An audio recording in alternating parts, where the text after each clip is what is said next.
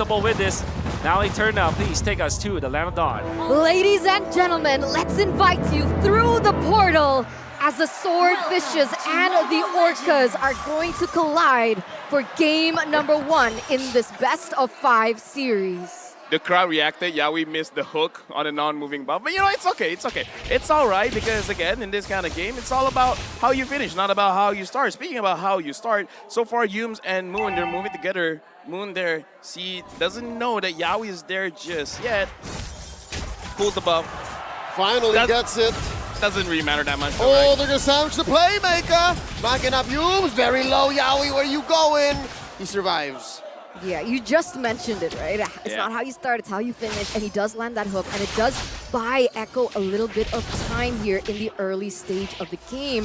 But one of my questions is this a signature Yaoi at the Franco? Honestly, I kind of feel like Yaoi is one of those players that could just do with anything, right? I wouldn't say it's signature, but he's very good at it. When you say signature, you're still looking at the Cho, maybe even the Kufra.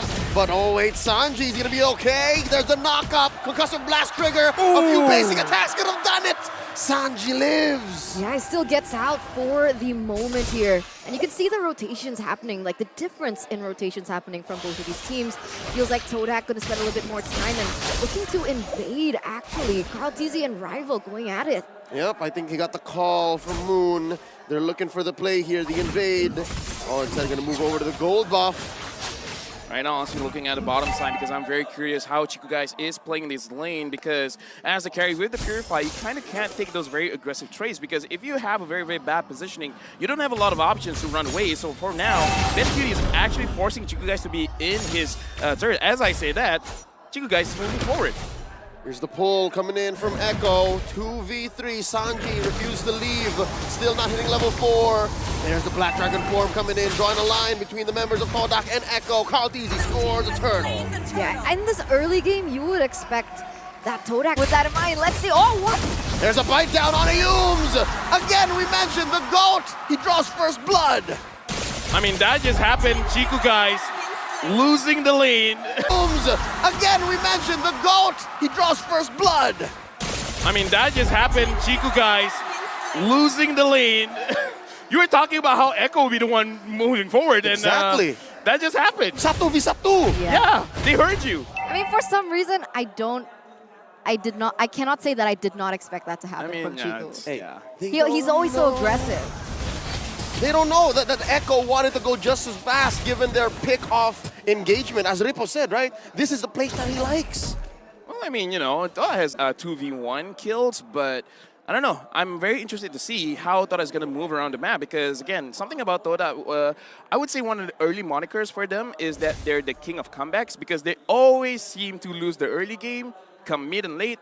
Somehow they just... So Fury Hammer for the damage, and she has the pants, but she's in a winning lane. Is it because she's, you know, vying that Rival may come to that lane? Yeah, legit, because again, anything could turn around very, very quickly, especially now looking at this. 4 people from Toda are coming down. It looks like they know something is up, so Yaoi is just bringing the farm a little bit quicker. Now looking at the emblem set as well, I don't think anything is going to grab anyone's attention. Yeah, and again, the steal take place just to make sure that Rival can get a kill, and I think that's why Rival came, saw how much damage he can deal, and then he's like, yeah, it's not enough. It's not enough. Yeah, so far here, things are getting a little bit more passive. Both teams are trying to set up as best as they can to get that next objective, which is that turtle, right? Both of these teams are quite dependent on that level 4. They've hit that already, as we are already in the 5th minute of the game. Yep, Carl Teasy making a beeline. He knows, not wasting any time. Sanford goes for the Black Dragon form, no one home. Instead, Todak is going to inhabit the lower part of the map. They're going to try and pressure Benny Cutie here. Spots! Yaoi gets a kick. That's 4 members. Make that 5. Todak get the pick off on the playmaker. Wait, that's a lot of resources for Yaoi. Was that worth it? Whoa, whoa, whoa, it's Sanji? We'll talk about it in a bit. Yum's looking for 1. Sniper shot misses. The question. Yeah, back to that, right? Was it worth it to, you know, just expand all your resources onto Yaoi there? Definitely, because Yaoi is the one that can stop the play from happening with the Bloody Hunt. So I kind of feel like drop down Yaoi first, And then if you guys want to go again, you guys can go again. And I kind of feel like this is one of those early strats where you try to drop at the tank first just to make sure that they can't do anything come late game. Flicker bloody hard looking for the knockup as well. Yums is still here. In comes Rival as well. Yums gets the kick. Down one. Sanji does not survive. In comes Kaldizi. Taking down Rival. But he's sandwiched by 3. Can he get Moon? The answer is no. Retreating underneath the base. The turret. Sanford finds 1. And now they're looking for more. Sanford very low. Not enough basic attacks from Chico, guys.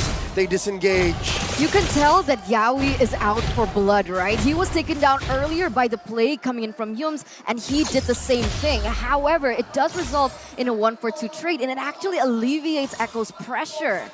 Right now, looking at the situation, Echo still has a very good goal lead. Yaoi able to pull the buff away. Looking at the situation, Todak is really just waiting for opportunities. Once the opportunities present itself, then they'll go in. And looking at the way that they've been playing, they're really looking at Moon as well as Chiku. Do you guys have enough damage? And it looks like they don't have enough just yet, especially Chiku guys gets taken down. So she wrote, they're gonna convert into this tier 1 up top. Down bottom, it looks like they're gonna go for the same play. It looks like Todak might try the same thing. Just throw everything at Yaoi. All right, but is that going to be fair trades happening, right? Is there a certain power spike that we need to be aware of for the side of Todak? Because as of this point, 7 minutes in, they haven't been trading equally. Echo's been getting better trades. Long before that, probably secures it. Nope, nothing to trade here. They're outgunned and outwitted. The turtle goes over to Echo. That's a clear advantage going over to the Orcas. Honestly, one thing that you could look out for is Chiku guys having 3 items first, because Chiku guys is the most confident one. He has that 3 items, but there's another bite down and a pickoff. Yums didn't know what hit him. You were saying? nah, I'm just saying, like, how can you really do anything when the moment you want to move, you get caught? Because at this point, Todak keeps getting caught. But here's the thing. Not 100% their fault. It's just that Echo their position well. Yaoi snags Momo! And another kill! Everyone was in there. I'm sorry, LaFell, but this is looking brutal, right? They know exactly what their composition entails. They go for the pickoffs right, left, and center. And even Sanford goes for a 1v1 kill and wins. Dude, I don't know. We've seen a lot of fannies drop to the EXP laners, the Badang, the Yuzong, and I gotta say, Yuzong, the damage can be quite deceiving because the damage is coming in from that passive. And for now, look at this, the way they're controlling the buff. If Rival couldn't get a lot done in the early stage of the game, now it's gonna be more difficult for him. Oh, there we go, Sanford. You mentioned this. They're choking out the purple away from Rival. Sanford popping the Black Dragon form preemptively. An easy take in mid for Echo. 7,000 gold lead already, but like we mentioned before, right, the beautiful thing about a Fanny, it's not just its advantage in terms of that damage, that prowess, but also the fact that you can utilize it in a macro way, in an objective way. And so Rival, you can see he is trying to look for something on the board, which is basically the only thing you do, the turret push. Yeah, right now looking at the itemization as well, Sanford just with that Hunter Strike. Oh, that could have been very costly, Rival. Anyways, looking at itemization from Chiku guys, he has 2. Looks like he's on the way to finish his Wind of Nature. Once the Wind of Nature is done, I kind of feel like they're a little bit more open to getting into those fights. But again, even if Chiku guys is open for the fight, you gotta be careful of Sanji, man. Sanji could one-shot him as well. Oh, there's a hook coming in. Yums, close call. Echo did not say go. Lord very low, 1/10 of its health left. The Orcas score 1. Like, even if Rival wasn't that low, he's level 9. He was level 9. He just went to level 10, but he was a level 9 against Carl TZ, who is level 11. So is that really something that you can even contest at this point? Here's the thing, even if they're 15 to 15, going up against a Lancelot, it's not gonna be easy. The Lancelot, not even it's the Lancelot. Yeah, because even just Lancelot, right? The Lancelot is just so good. Okay, never mind. Conceal When can I talk? When can I Conceal talk? play. Rival just walked into that, and it's not even his fault. Go ahead, LaFell. Nah, you know what? I'm done. Echo Express. Echo Express, man. They didn't move the game so fast. Look, I'm just looking at the play and I'm like, okay, the moment I say something, Yaoi's gonna catch someone. Or So there you go. It could be Sanji, and could be Yaoi. Bombs away, scores one. A close call, but here comes Sanford. He wants to finish the job. Mid lane in jeopardy. They finally get it. Lord smashes that inhibitor. It's looking brutal. Okay, finally that hook does not land onto Todak, but it does give Todak maybe a little bit of breathing room. And at this point, right, Chiku, guys, 2-0, level 11, just hit that power point. But does he have the items even to dish out the damage that he was meant to? I don't know, man. 10,000 gold lead. If it were me, I'll be having Ant-Man attack. And now, rival, no energy. They're sandwiching him. Sanji gets a beat on him. Yaoi misses the hook. No energy. Spotted by Carl TZ. Down by Sanji. Oh, he was cornered even before he knew it. 11,000 gold lead. Not looking too good because for them, now they got to make sure that they can survive and engage coming in from Echo for someone to eventually split push. But with Sanford and Sanji, the way that they've been playing, I don't think they can survive. Here comes Sanford coming in from the west. Breaking that holy shield, knocking up Momo, knocking up Humes, and there's the phantom execution. They're not letting Todak breathe.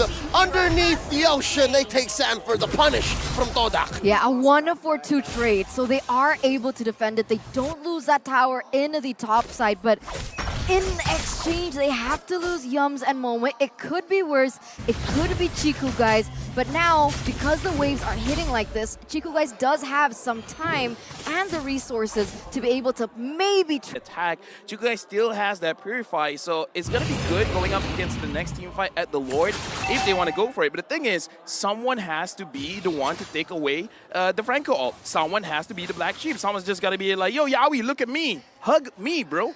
The scapegoat. Someone has to be the scapegoat. Sacrificial lamb. Here we go. A hook thrown out by Yaoi. Lord here, not even a thought to contest. Another one for Echo. Wow, they're just dominating left, right, and center. Here, finally, Chiku, guys, picks up that jump. Momo didn't know Yaoi was there. He gets knocked up and taken down just as quickly. And now Rival struggling to keep his purple. GTP coming in. Black Dragon form from Sanford. Another hook comes in from Yaoi, and they're going in underneath the turret. Chico guys falls. They do get one on Sanford. Again, the second death for this young XP laner. And now Lord Martin and Rival struggling to control and take down the minions. Yumes is gonna fall as well. Oh Lord, there's just two left. Now just one. Moon goes down. Echo takes game one. The Orcas showing their teeth.